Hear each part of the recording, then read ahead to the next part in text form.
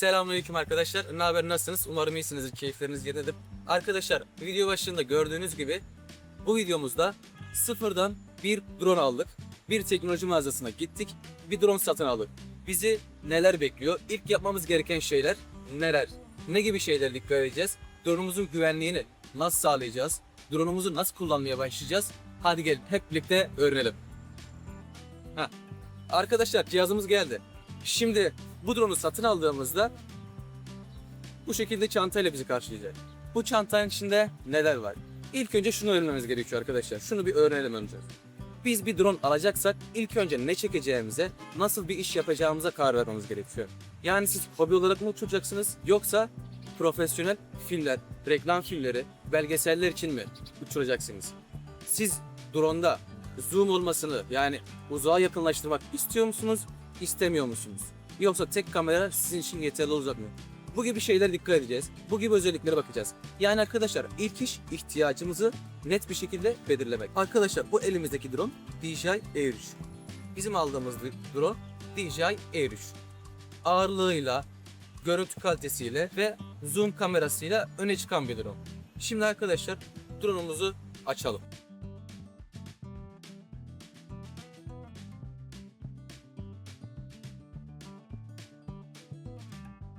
Arkadaşlar, drone'umuz DJI Air 3. Bakınız.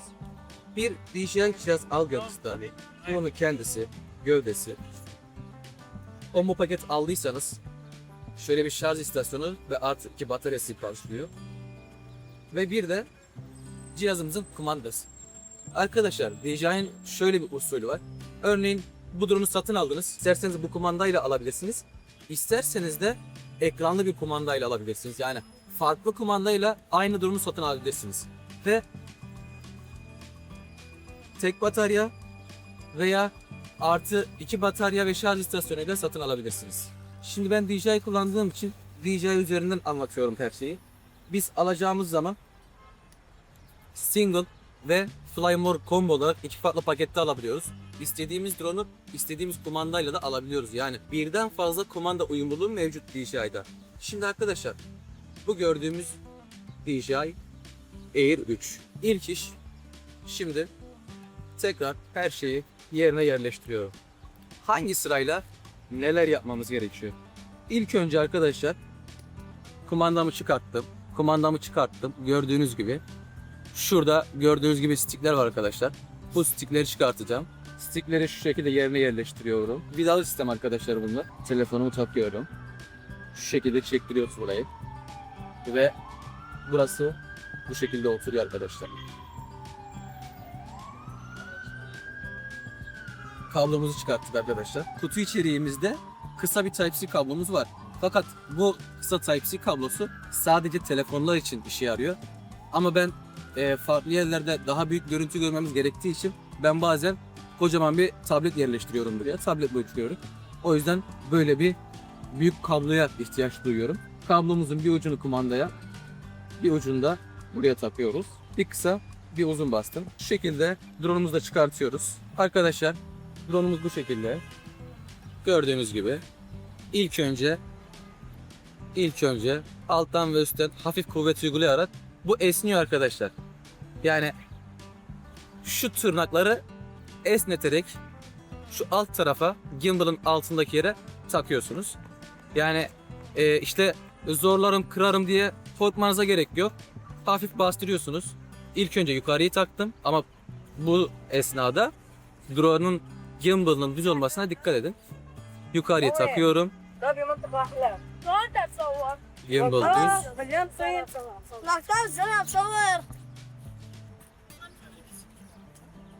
Gimbal düz. Şu şekilde içeriye doğru esnettim ve taktım. Bu kadar. Bu sayede gimbal'ımızı muhafaza etmiş oluyoruz. Hafif kastırarak açıyorum. Çantama bırakıyorum. Arkadaşlar, ön kanatlar şu şekilde öne doğru. İlk önce ön kanatları açmanız gerekiyor. Daha sonra altı açmanız gerekiyor. Aksi takdirde ne olacağını göstereyim size. Kapatırken de tam tersi sıra. İlk önce arkalar, daha sonra önler olması gerekiyor. Tersini yaparsak şöyle bir şey oluyor. Bu böyle gelir. Ön kanadı açamazsınız. veya şu şekildeyken bunu kapatamazsınız. Birbirine gördüğünüz gibi çarpıyor. Kapatırken arkalar, açarken ilk önce önler. Tabii bunu anlatırken anlatımda biraz zor geliyor ama zamanla pratikleştim zaten eliniz alışıyor. Artık kas refleksi olmaya başlıyor. Yine aynı şekilde arkadaşlar bir kısa bir uzun bastık. Drone'umuzu açtık. Havalandırmadan pervaneleri yani motorları çalıştırmadan önce bütün hepsinin şu şekilde açık olmasına dikkat etmeniz lazım. Açık olması gerekiyor. Bu cihazı açtık. Fakat uçurmadan önce yapmamız gerekenler var arkadaşlar. Temel olarak onlardan bahsedeceğim. Daha sonra isterseniz detaylı videolarda gelecek. Şimdi sakince drone'u yere bırakıyoruz. Sakince ama güvenli bir yer arkadaşlar. Drone'umuzun SD kartı var mı? Onu da mutlaka kontrol etmeliyiz. Hangi drone olursa olsun SD kartınızı kontrol etmeyi unutmayın. Pervanelerin açık durumda olduğundan emin olun. Daha sonra kumandayı elinize alın. Lan güvenli bölge diyor. Güvenli dediği bölge arkadaşlar böyle her tarafımız Dızlo Bremenler kaynıyor. Şurada biraz önce 3 kişiyi bu diye Take off. Hadi geç. Konuyu dağıtma. Arkadaşlar DJI Fly APK Google Chrome'a veya Safari'ye yazıyoruz. App Store'da veya Google Play Store'da bu uygulama şu an yok. Biz 2026 yılındayız değil mi? Hangi aydayız? Mart ayındayız. Mart'ın 22'si bugün. Bu tarih itibariyle yok. Daha öncelerinde vardı. Bir ara Google Play Store'da vardı. App Store'da sürekli vardı. Artık App Store'da da yok. Yani 22 Mart 2026 itibariyle bunu söylüyorum. App Store'da da yok. Google Play Store'da da yok. Safari'ye veya Google Chrome'a tarayıcıya yazıp indirmeniz gerekiyor. Arkadaşlar indirdiniz, giriş yaptınız veya hesabınız yani DJI hesabınız yoksa DJI hesabı oluşturmanız gerekiyor. Hesabı oluşturduktan sonra giriş yapıyorsunuz. Giriş yaptıktan sonra böyle bir ekran bizi karşılıyor. Ekran kaydında var, göstermeme gerek yok. Arkadaşlar GoFly'a bastım. GoFly. Şarjım, şimdi sağ üstte bakıyoruz arkadaşlar. Şunu şöyle bir çekeyim. Sağ üstte şarjım 46. Kayda basmadığım için dakika süre 00. RC yani RC yazan yerde şebeke full durumda. Yani o bana neyi anlatıyor? Diyor ki şu anda drone ve kumandanın sinyali çok iyi durumda. Full. Onun yanında sensörlerimiz kapalı olduğu için ön, arka her tarafı kapalı gösteren bir dairemiz var. Onun yanında da uydu sayımız var. Arkadaşlar uydu sayımız şu an 28. Kesinlikle ve kesinlikle uçurmadan önce 15'e 20'ye kadar çıkmasını bekleyin. Uydu sayınız 15'e 20'ye kadar ulaştığında home point olduğunu ne diyordu ya? Ev noktası güncellendi diyor. Bir bildirim. home point. Bir dakika. Ben de unuttum şu an. Tamam boş ver. Ya ev noktası güncellendi diye bildirim geliyor zaten. Tamam. O ev noktasının güncellenmesini bekleyin arkadaşlar. Mutlaka bekleyin. Mutlaka bekleyin. Mutlaka bekleyin. Mutlaka bekleyin. Aceleniz ne? Allah. Ne aceleniz var? Bekle işte. Gitse geri gelmesi daha mı iyi?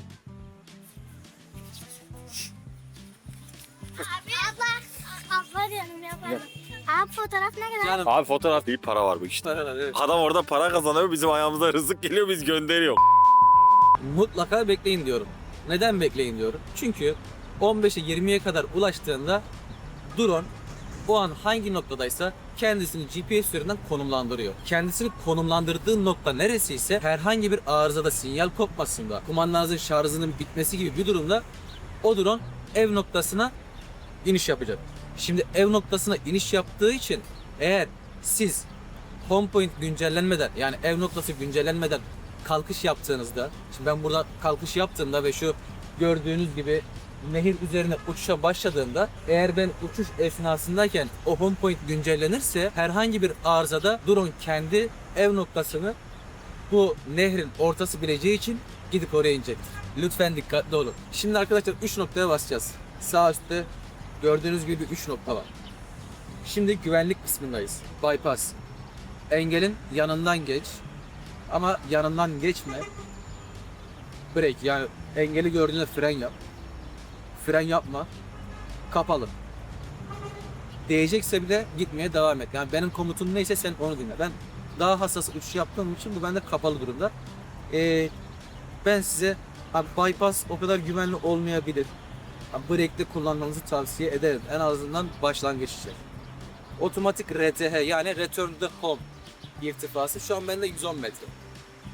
Çünkü yüksek yerlerin yanında uçuş yapıyorum. Herhangi bir arıza olursa sinyal kopması, kumandanın şarjının bitmesi gibi bir durumda 110 metreye kadar çıksın, rotayı dümdüz çizsin, daha sonra iniş yapsın. Bunları mutlaka ayarlayın. Aşağı geldik. Gelişmiş güvenlik ayarları. Alçal. Havada dur. İptal. BN'de Return to Home'un yerine geçiyor arkadaşlar. Burada eve dönmesini istiyorsak BND'ye basıyoruz. Eğer eve dönmesin, ya ben o drone'u bulurum, ya yanımda olur, işte çok kalabalıktır, o yüzden sinyal kopmuştur diye düşünüyorsanız alçala basın. Havada dur. Yani yerinde havada mı dursun, alçalsın, belli bir yerde mi dursun, BND eve doğru dönsün mü, tamamen bunlar sizin inisiyatifinize, tercihinize kalmış. Kontrole geldiğimizde, bu kontrolde sizin şu an işiniz yok. Başlangıç aşamasındayken siz şu an kontrolle alakalı bir şey yapmayın. Kameraya gelin. Eğer profesyonel bir prodüksiyon işi yapmıyorsanız, yani belgesel çekmiyorsanız, renk atmayı biliyorsanız diyeyim arkadaşlar. Renk atmayı biliyorsanız HLG veya D-Log-M'e hakimseniz o modlarda çekebilirsiniz. Ben D-Log'da sık sık çekim yapıyorum çünkü D-Log'a hakimim. Siz şu an başlangıç aşamasında bunu normalden çıkarmayın. Normalde kalsın. Aşağı gelin. Aşağıda sizlik bir şey var mı? İnanın gerçekten yok. SD kart taktıysanız SD kart dahil depolama. Zaten SD kart takılıysa direkt SD karta kaydetmeye başlıyor. İletim hakkında 3 nokta şu seçenekler kısmı ile alakalı bütün işimiz bu kadar. En azından başlangıç aşaması için. Sağ altta ne var? 54 2.14 var. 54 dakika kayıt yapabilirim anlamına geliyor. Onun yanında 4K 50'deymiş şu an. Ve artı 1.3'teymiş. Şu an otomatikte. Arkadaşlar çektiğiniz yere göre bu artı 3, artı 0 ya da artı 1 yapabilirsiniz. Eğer benden başlangıç için bir tavsiye alacaksanız geceleri 4K 25 kare şu şekilde veya 24 ama 25 yapırsınız. Gündüzleri de 4K 50 kare. Bu drone'umuzda dikey kayıt var mı? Var. 2.7K ve 1080p 916 dikey kayıt var. Arkadaşlar başlangıç aşamasında bu kadarını bilmeniz, bana güvenebilirsiniz bu noktada, yeterli. Ben şu şekilde manueli geçmeye gerek yok. Yani bunları otomatikten çıkarıp ISO'yu enstantaneyi ayarlamaya gerek yok. Eğer drone'unuzu yeni aldıysanız, kutudan bu şekilde çıkarıp ilk çalıştırmayı yaptıysanız bu kadarlık şu anlık size yeter. Eğer daha fazla bu şekilde drone ile alakalı video gelmesini istiyorsanız yorumlarda belirtin. Hangi konuda video çekmemi istiyorsanız da söyleyin. Hatta DM'den de yazabilirsiniz Instagram üzerinde. DM'den yazın arkadaşlar. Biraz da olsa faydalı olabildiysem ne mutlu bana. Videoların devamı için takip etmeyi unutmayın. Allah'a emanet. Kendinize iyi bakın. İyi miydi? Gerçekten. Güzel. Eyvallah.